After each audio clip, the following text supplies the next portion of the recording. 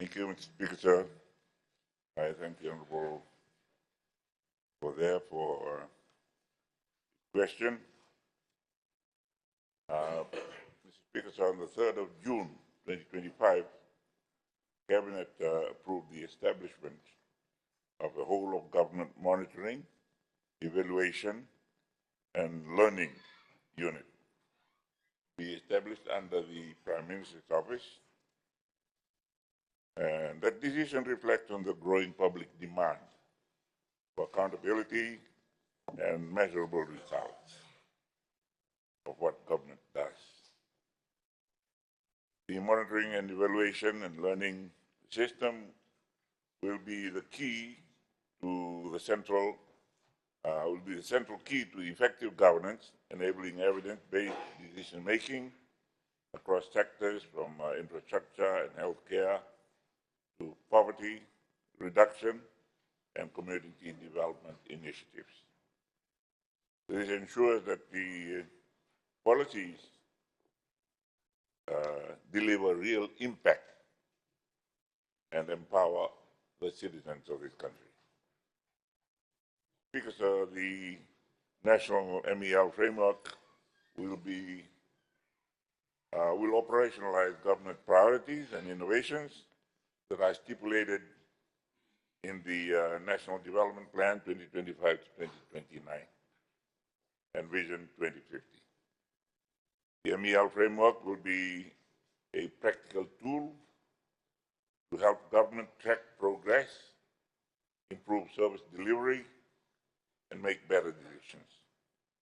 It aims to ensure transparency, guide resources widely, and support key goals like reducing poverty and improving the lives of ordinary citizens through evidence-based policymaking.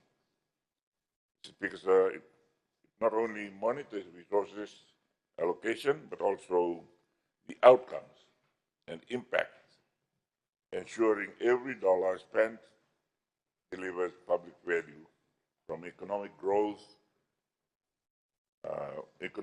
projects to social programs that aim to reduce poverty and support everyday citizens.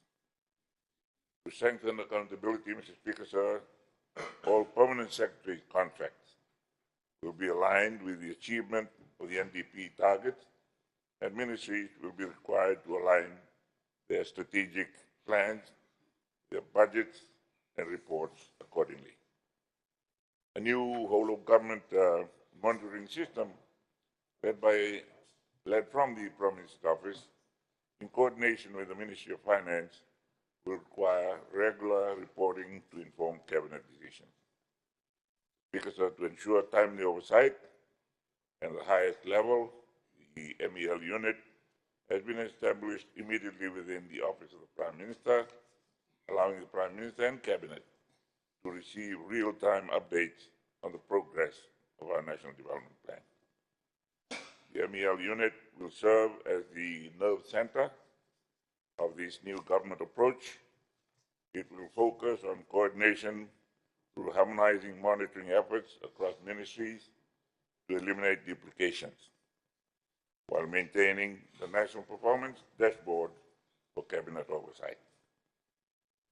Because the Office of the Prime Minister is working on finalizing administrative issues and will coordinate closely with ministries for site transfers of existing monitoring and evaluation officers from within the ministries to the MEL unit to support the implementation of the framework. Speaker, so this framework necessitates our collective support, and it will require support from both sides of this august House. It will work to address inefficiencies and ineffectiveness that have existed over past governments. It is a mammoth task, but we will be resolute in our resolve because our people have demanded it. This is not about adding bureaucratic layers, but about strengthening checks and balance systems with the aim of making every part of government more effective in delivering results. Because even though it is early days, the MEL framework reflects government's ongoing commitment to track its progress, identify gaps and weaknesses, draw lessons, and make timely adjustments, ensuring continuous improvement in service delivery and effectively addressing key positions and key priorities, such as I said before, poverty eradication and uplifting ordinary citizens. Speaker, sir, let us take this decisive step together and move effectively to the future and be effective and more accountable in governance. The citizens we serve deserve nothing less. The time for talk is over. The era for result-based governance begins today. Thank you.